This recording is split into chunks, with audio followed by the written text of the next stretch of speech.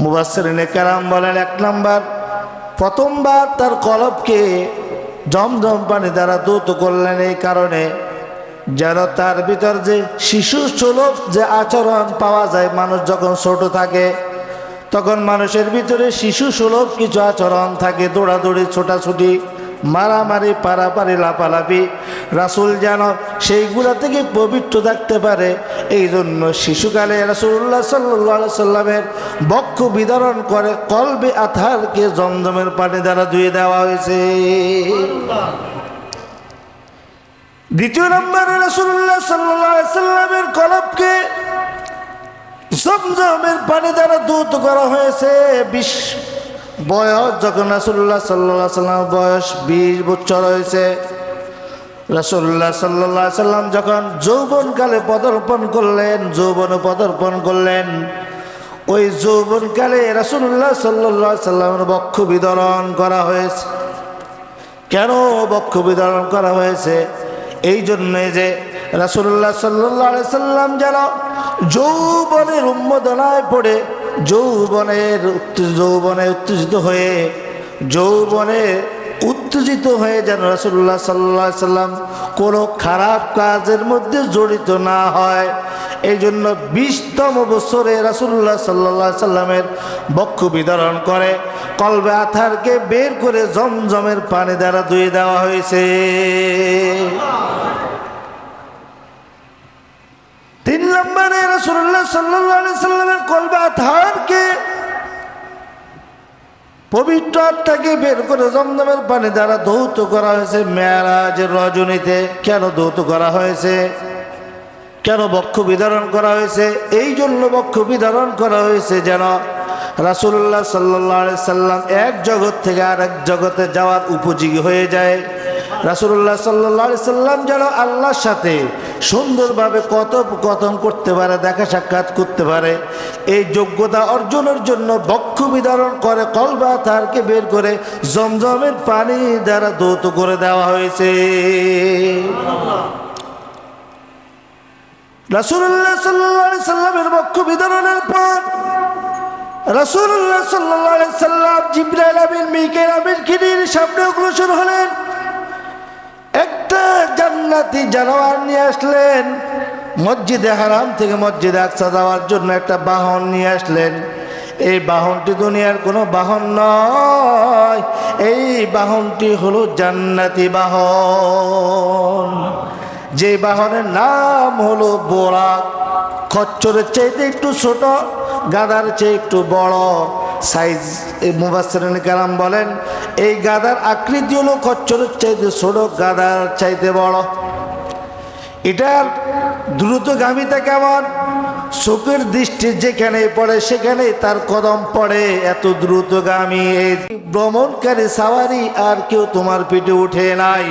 তিনি হলেন রহমাতুল লিল আলামিন, শফিউল মুজনিবিন, খাতামুন নবিয়িন, সাইয়্যিদুস সাকালাইন, ইমামুল মুরসালিন, শফি আযম, রাসূল আকরাম, রহমত আলম, নবিয়ুল আরম ওয়াল আজম, হাবিবি কিবরিয়া, আশরাফুল আম্বিয়া, সাইয়্যিদুল আম্বিয়া, হযরত মুহাম্মদুর রাসূলুল্লাহ সাল্লাল্লাহু আলাইহি ওয়াসাল্লাম। এই কথা শোনার সঙ্গে সঙ্গে বোরাক লজ্জা অনুভূত হয়ে মাথা নুয়ে দিয়ে পুরা শরীরটা ঘামে ভিজে গেল।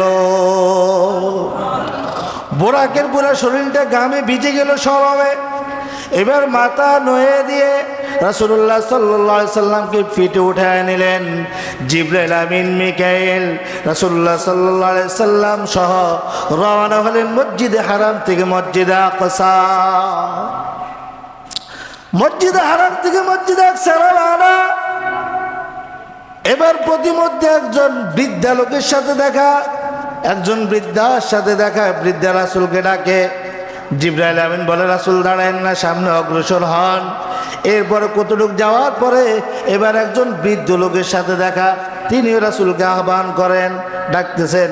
জিবরাইল আমিন বলেন পয়গম্বর আপনি দাঁড়ায়েন না, সামনে অগ্রসর হন। এরপরে সামনে যাওয়ার পর একদল লোকের সাথে দেখা। তারা রাসূলকে সালাম করে, আসসালামু আলাইকা ইয়া আউয়ালু, আসসালামু আলাইকা ইয়া আখিরু, আসসালামু আলাইকা ইয়া হাশির। এবার জিবরাইল আমিন বলেন, ইয়া রাসূলুল্লাহ, আপনি তাদের সালামের জবাব নেন। এরপরে রাসূলুল্লাহ সাল্লাল্লাহু আলাইহি সাল্লাম সালামের জবাব নিলেন। রাসূলুল্লাহ সাল্লাল্লাহু আলাইহি সাল্লামকে জিবরাইল আমিন বলেন, ইয়া রাসূলুল্লাহ, সামনে অগ্রসর হন। এবার রাসূলুল্লাহ সাল্লাল্লাহু আলাইহি সাল্লাম সামনে অগ্রসর হলেন। এরপরে এবার জিবরাইল আমিন বলেন, ইয়া রাসূলুল্লাহ, প্রতিমধ্যে আপনাকে একজন বুড়ি সালাম দিছে, বুড়ি আপনাকে আহ্বান করছে। আপনি জানেননি এই বুড়িকে? এই বুড়ি হলো দুনিয়া, এটা হলো দুনিয়া। দুনিয়া আপনাকে আকৃষ্ট করার জন্য চাইছিল, এই জন্য আমি বাধা দিয়েছিলাম। ইয়া রাসূলুল্লাহ, কিছুক্ষণ যাওয়ার পরে একজন বুড়া মানুষ আপনাকে আহ্বান করেছে, আপনি জানেননি এই বুড়া লোকটাকে? রাসূলুল্লাহ সাল্লাল্লাহু আলাইহি সাল্লাম বলেন, না, আমি জানি না এই বুড়া লোকটাকে। রাসূলুল্লাহ সাল্লাল্লাহু আলাইহি সাল্লামকে এবার জিবরাইল আমিন বলেন, ইয়া রাসূলুল্লাহ, এই বুড়া লোকটি হলো শয়তান। এই দুনিয়ার শয়তান আপনাকে আহ্বান করেছিল তাদের প্রতি আকৃষ্ট করার জন্য, এই জন্য আমি বাধা দিছি। আর একদল লোক যে আপনাকে সালাম করেছে, আপনি জানেননি তারা কারা? বলে, না, জানি না। এবার জিবরাইল আমিন বলেন, ইয়া রাসূলুল্লাহ, এদের মধ্যে একজন হলো পয়গম্বর ইব্রাহিম আলাইহিস সালাম, দ্বিতীয় নম্বর পয়গম্বর ঈসা আলাইহিস সালাম, তৃতীয় নম্বরে পয়গম্বর মুসা আলাইহিস সালাতু ওয়াস সালাম। সুবহানাল্লাহ। এরপরে রাসূলুল্লাহ সাল্লাল্লাহু আলাইহি সাল্লামকে সামনে অগ্রসর করে নিচ্ছিলেন।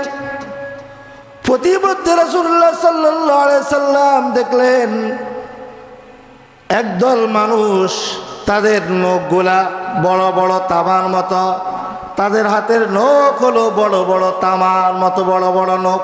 হাতের মধ্যে কিসের নখ বলেন? বড় বড় তামার নখ।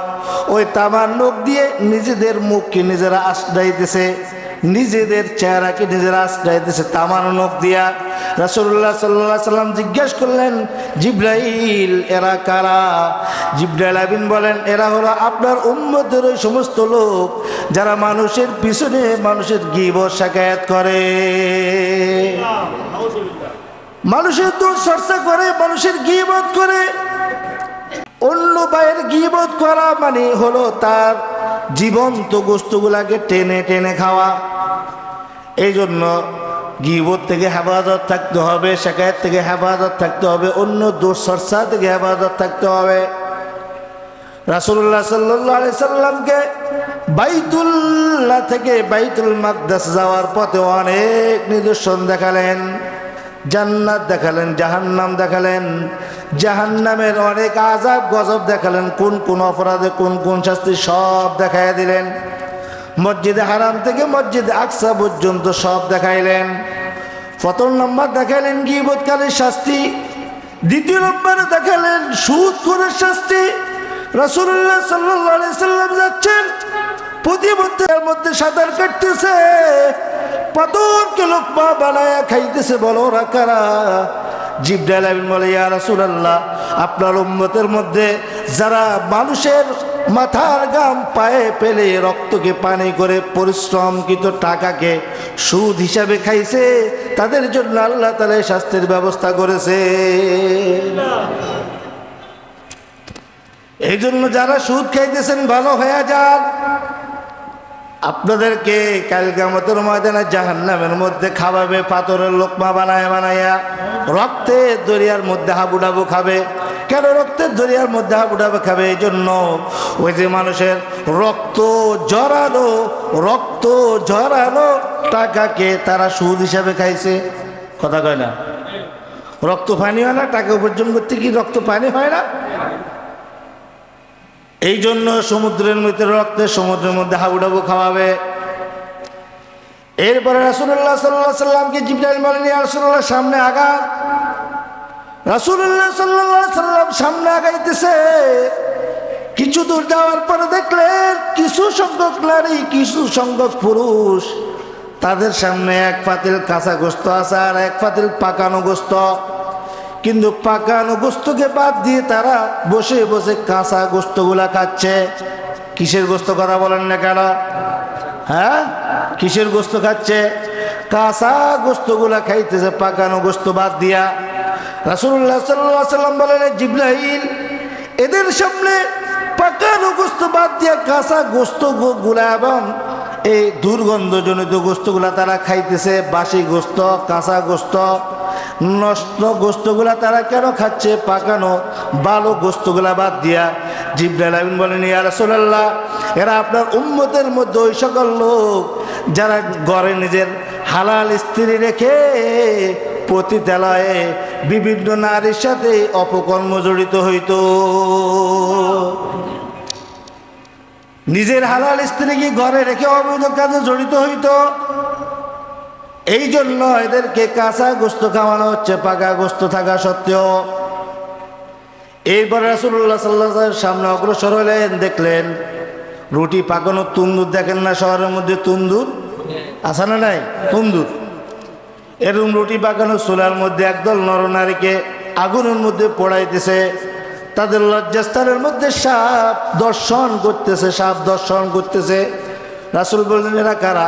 রাসূলুল্লাহ সাল্লাল্লাহু আলাইহি ওয়াসাল্লামকে জিবরাইল বলেন, এরা হলো যারা যারা ব্যভিচারেতে লিপ্ত থাকতো সব সময়। নাউজুবিল্লাহ বলবেন না? যারা ব্যভিচারে লিপ্ত, কিয়ামত পর্যন্ত তাদের শাস্তি চলতেই থাকবে।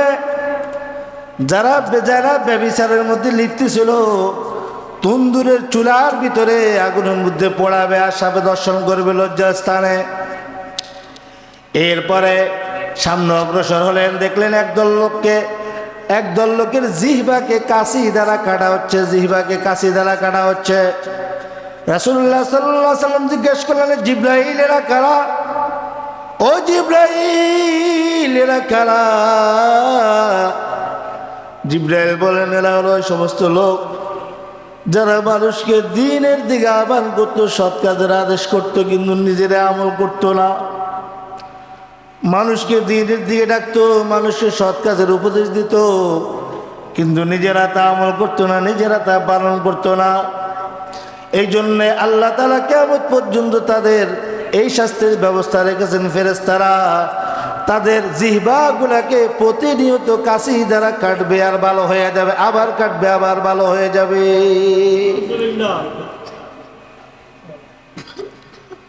এই জন্য ভাইয়েরা আমার, এগুলো তো সংক্ষিপ্ত আকারে বলতেছি, অনেক লম্বা কাহিনী। এই মেরাজের কাহিনী অনেক ব্যাপক। এই মেরাজকে নিয়ে আমার রাসূলকে ব্যঙ্গ বিদ্রুপ করা হয়েছে কি হয় নাই? এক রাতে বাইতুল্লাহ থেকে বাইতুল মাকদাস গেছে মুহাম্মদ। কত নাম্বার পাগল! রাসূলকে পাগল বলছেন। এক রাতে মক্কা থেকে বাইতুল্লাহ থেকে বাইতুল মাকদাস, ওইখান থেকে নাকি মুহাম্মদ আর শাহজিবে চলে গেছে, ওইখান থেকে নাই আবার চলে আসছে।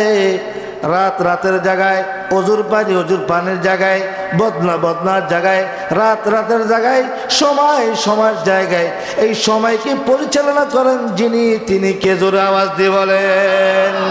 আল্লাহ তাআলা ইচ্ছা করলে যেই সময়কে চালান, ওই সময়কে ব্রেক করাই দিতে পারেন কি পারেন না? কাদেরে কুদরত দারি বল কামাল, আনতা রব্বি আনতা হাসবি জুল জালাল, তুহি কাদের জলিলুল্লাহ জাহাদার, বাহরহালে তুহি মেরা নেগাহদার। সব কিছু করার ক্ষমতা রাখেন কে? জোরে আওয়াজ দিয়ে বলেন কে? এই জন্য আমাদেরকে এগুলোর উপর বিশ্বাস করতে হবে। মেরাজ সত্য, সশরীরে রাসূল আল্লাহর সান্নিধ্য লাভ করেছেন, দিদার লাভ করছেন, এটাকে বিশ্বাস করতে হবে। বিশ্বাস করার নাম ঈমান, আর অবিশ্বাস করার নাম হলো কুফরি। বলেন না নাউজুবিল্লাহ। আল্লাহ আমাদের সবাইকে আমল করার তৌফিক দান করুক, বলেন আমিন।